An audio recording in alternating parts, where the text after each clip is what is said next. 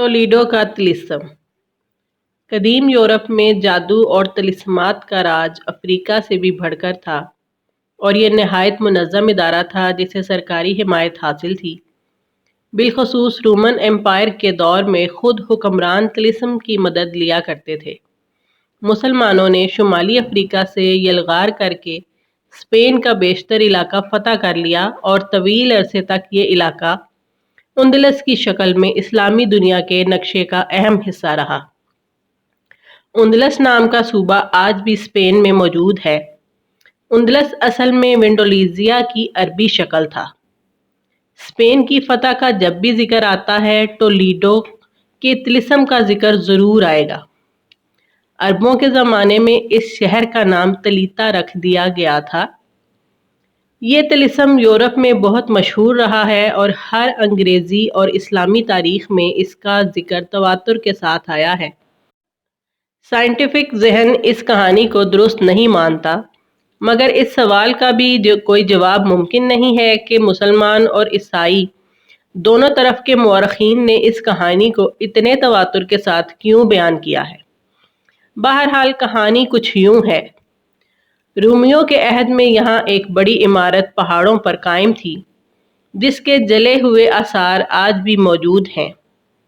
गौथ शहंशाह Rodrick ने इस इलाके पर कब्जा किया तो इसे पता चला कि रूमियों ने इस इमारत में एक तिलिस्म कायम कर रखा था, जिसे दुनिया की नज़रों से ओझल करने का भी ज़बरदस्त एहतमाम था।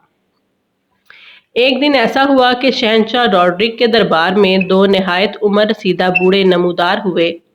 उन्होंने ज़माना कदीम का लिबास पहन रखा था और सफ़ेद कुबाओं के साथ दोनों ने अपनी कमर पर पुरस्रार किस्म के पटके बांध रखे थे और इन पटकों पर 12 बुर्जों को नक्श किया गया था। चाबियों के कई गुच्छे भी इन पटकों से लटक रहे थे। इन बूढ़ों ने बादशाह को बताया कि हरकुल आज़म ने कदीम शहर के करीब जो मजबूत बुर्ज बना रखा है, इसमें एक तिलिस्म बंद है। बुर्ज का रास्ता बड़े वजनी फाटकों से रोका गया है, जिनमें बड़े बड़े ताले लगे हैं। हर नए तख्त नशीन के लिए ज़रूरी है कि वो इनमें अपने ताले का इजाफा करे, और ये भी बताया कि जो बादशाह इस तिलिस्म का राज खोलने की कोशिश करेगा तबाह हो जाएगा। उन्होंने कहा कि हम नस्ल दर नस्ल इस तिलिस्म के मुहाफिज हैं और हमने देखा है कि जिसने भी इस तिलिस्म को अफशा करने की जुस्तजू की, बर्बाद हो गया। ए बादशाह, आपसे अर्ज है कि आप भी अपने पेशरों की तरह इस तिलिस्म पर अपना कुफल डाल दें। बूढ़े अपनी मारूज़ात मुकम्मल करके चले गए, लेकिन रॉड्रिक को बेपनाह इश्तियाक में मुब्तला कर गए। इसने तय कर लिया कि वो ये तिलिस्मी राज दरियाफ्त करेगा। अहले दरबार ने इसे बहुत डराया, लेकिन इसकी जिद कायम रही। एक रोज़ रॉड्रिक अपने मुसाहिबों के हमरा बुर्ज की पहाड़ी की तरफ रवाना हो गया। इसने देखा कि एक बहुत ऊंची पहाड़ी है, जिसे चारों तरफ से ऊंची नीची चट्टानों ने घेरे में ले रखा है, गोया इसकी हिफाजत कर रही हैं। इस पहाड़ी के ऊपर संगे मरमर से बना हुआ एक पुराना लेकिन खूबसूरत बुर्ज कायम है, जिस पर बड़ी कारीगरी से तरह तरह के नकूश कंदा किए गए हैं। ये नक्श सूरज की किरणों में चमक रहे थे। उन्होंने देखा कि पत्थर काट कर एक रास्ता बनाया गया है, जिस पर एक बड़ा फाटक लगा हुआ है, और इस फाटक पर वो सारे ताले लटक रहे हैं जो अपने दौरे हुकूमत में सारे बादशाह इस पर लगाते रहे हैं। इनमें रॉड्रिक से पहले के आखिरी रोमन फरमारवा का ताला भी था। रॉड्रिक ने हैरत से देखा कि फाटक के दोनों तरफ वो उम्र रसीदा बूढ़े भी मौजूद थे जो इस दिन दरबार में आए थे। रॉड्रिक ने इन्हें ताले खोलने का हुक्म दिया। शाही हुक्म से मजबूर दोनों बूढ़ों ने ताले खोलने शुरू किए। सूरज गरूब हो रहा था जब सारे ताले खुले। फाटक से अंदर लौट कर रॉड्रिक ने देखा कि एक बड़ा कमरा है। वो इस कमरे में दाखिल हुआ, जिसके परली तरफ एक दरवाज़ा था اور اس دروازے کے پاس ایک برنجی مجسمہ اس طرح کھڑا تھا کہ گویا پہرا دے رہا ہو۔ اس مجسمے کے ہاتھ میں ایک بڑا فولادی گرز تھا اور بت کے سینے پر لکھا تھا، میں اپنا فرض ادا کر رہا ہوں۔ روڈرک نے نہایت خوف کے عالم میں دیکھا کہ مجسمہ گرز کو بار بار زمین پر مار رہا تھا۔ روڈرک ہمت کر کے مجسمے سے مخاطب ہوا، میں اندر کسی قسم کی بے ادبی کی نیت سے نہیں جا رہا، مجھے جانے دو، میں صرف راز دریافت کرنا چاہتا ہوں۔ اس کی یہ التجا سن کر گرز رک گیا۔ بادشاہ مصاحبین سمیت اندر داخل ہو گیا۔ اندر ہر طرف ہیرے جواہرات بکھرے پڑے تھے اور درمیان میں ہرقل اعظم کی نصب کردہ میز رکھی ہوئی تھی۔ میز پر ایک صندوقچہ رکھا تھا جس پر لکھا تھا، اس میں برج کا راز ہے، بادشاہ کے سوا کوئی اسے ہاتھ نہ لگائے، لیکن اسے خبردار رہنا چاہیے کہ جو کچھ اس پر ظاہر ہوگا وہ اس کی موت سے پہلے پہلے ضرور ہو کر رہے گا۔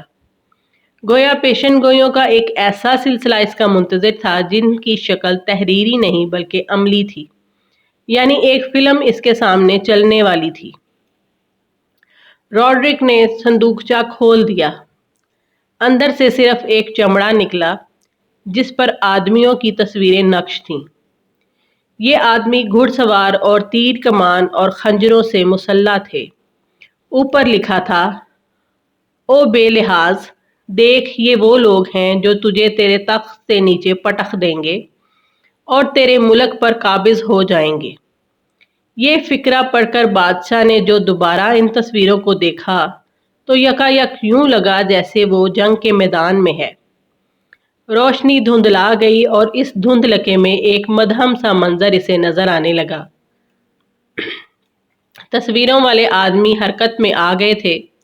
چمڑے کا مختصر ٹکڑا ایک وسیع میدان جنگ میں تبدیل ہو گیا تھا اور ایک طرف اسپین کے عیسائی تھے تو دوسری طرف شمالی افریقہ کے مسلمان۔ گھوڑوں کے دوڑنے اور ہتھیاروں کے چلنے کی آوازیں سنائی دینے لگیں۔ میدان حشر برپا ہو گیا تھا۔ تلواریں اور گرز چمک رہے تھے۔ یہ فلم کب تک چلتی رہی، بادشاہ کو اور اس کے مصاحبین کو کچھ ہوش نہ تھا۔ انہیں آخری منظر یہ نظر آیا کہ مسلمانوں کی فوج نے عیسائیوں کو شکست دے دی تھی۔ فتح کے نعرے گونج رہے تھے اور شکست خوردہ فوج کا ایک سوار تاج شاہی پہنے ہوئے بھاگ رہا تھا۔ اس سوار کا چہرہ دوسری طرف تھا، لیکن روڈرک نے دیکھا کہ جس گھوڑے پر وہ سوار تھا وہ بالکل ویسا ہی تھا جیسا کہ خود اس کا گھوڑا۔ بھاگتے بھاگتے وہ گھوڑے کی پیٹھ سے گرا، پھر سارا منظر غائب ہو گیا۔ بادشاہ روڈرک اور اس کے مصاحبین پر یہ منظر اپنی آنکھوں سے دیکھنے کے بعد اتنا خوف طاری ہوا کہ وہ وہاں سے اندھا دھند بھاگ نکلے۔ لیکن وہ جو ہی کمرے سے باہر آئے ایک اور حیرت ان کا انتظار کر رہی تھی۔ نگران مجسمہ اپنے گرز سمیت وہاں سے غائب تھا اور ایک طرف دونوں بوڑھوں کی لاشیں پڑی تھیں جو اس پرسرار برج کے رکھوالے تھے اور جن کے پاس اس برج کے دروازے پر لگے ہوئے مختلف حکمرانوں کی طرف سے لگائے گئے تالوں کی چابیاں تھیں۔ وہ بھاگتے چلے گئے۔ پیچھے مڑ کر دیکھا تو پہاڑ کو آگ لگی ہوئی تھی، پتھر جل جل کر چیخ رہے تھے اور اچھل اچھل کر ادھر ادھر گر رہے تھے۔ روڈرک اور اس کے ہمراہی دوڑتے ہی چلے گئے، یہاں تک کہ واپس ٹولیڈو اپنے محل تک آ پہنچے۔ یہ بتانے کی ضرورت نہیں کہ بعد میں جو کچھ ہوا وہ اس فلم کے مطابق ہی ہوا جو روڈرک کو دکھائی گئی تھی۔ فلم میں جس گھڑ سوار کا چہرہ نظر نہیں آ رہا تھا وہ خود روڈرک تھا۔ شکست کھانے والی فوج اس کی تھی۔ مسلمانوں نے جنگ جیت لی اور اس علاقے پر اپنی حکومت قائم کر لی۔ وہ یہ فلم نہ دیکھتا تو پھر بھی وہی کچھ ہوتا جو ہوا۔ تو بوڑھے دربانوں کی اس بات کا کیا مطلب تھا کہ جو اس طلسم کو کھولے گا وہ تباہ ہو جائے گا، کیونکہ اس معرکے کا مطلب یہ بھی نکلتا ہے کہ جو طلسم نہیں کھولے گا وہ بچ جائے گا۔ کیا اس کی یہ تشریح کی جا سکتی ہے کہ روڈرک کے لیے جس طرح شکست مقدر تھی، اسی طرح طلسم کھولنے کی اس کی کوشش بھی اس کا مقدر تھی؟ نوٹ: اندلس کو 711 عیسوی میں طارق بن زیاد نے فتح کیا۔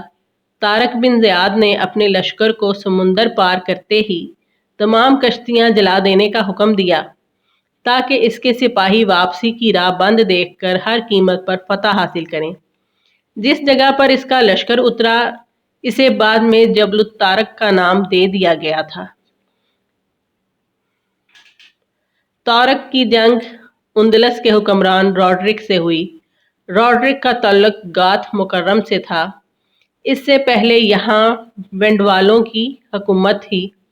روڈرک اور طارق بن زیاد کے درمیان یہ فیصلہ کن جنگ جھیل لاجنڈا کے قریب وادی برہات یا وادی بکر کے کنارے ہوئی تھی۔ اس جنگ میں روڈرک کو شکست ہوئی اور طارق کی فوج نے کرتبہ اور ٹولیڈو پر قبضہ کر لیا۔ طارق بن زیاد کے بعد اگلے ہی سال 712 عیسوی میں موسیٰ بن نصیر نے پورے اندلس پر قبضہ کر لیا۔ اندلس کی وجہ تسمیہ یہ ہے کہ اس ملک کے جنوبی حصے پر ایک یورپی قوم ونڈال کی حکومت رہی تھی۔ انہوں نے اس علاقے کا نام ونڈالیزیا رکھ دیا تھا۔ عربوں نے اسے اندلس پڑھا۔ 1492 میں سقوط غرناطہ کے بعد عیسائی اندلس کا نام اسپین رکھا گیا، لیکن جنوبی حصے کا نام اب بھی اندلس یا اندلیسیا ہی ہے۔ تو ناظرین، یہ تھا آج کا ہمارا قصہ ہے۔ ایسے مزید واقعات آپ کو ملتے رہیں، اس کے لیے ہمارے چینل کو سبسکرائب کریں اور بیل آئیکن کو ضرور پریس کریں۔ اور آج کا واقعہ آپ کو کیسا لگا کمنٹ کر کے اپنی قیمتی رائے کا اظہار ضرور کریں۔ شکریہ۔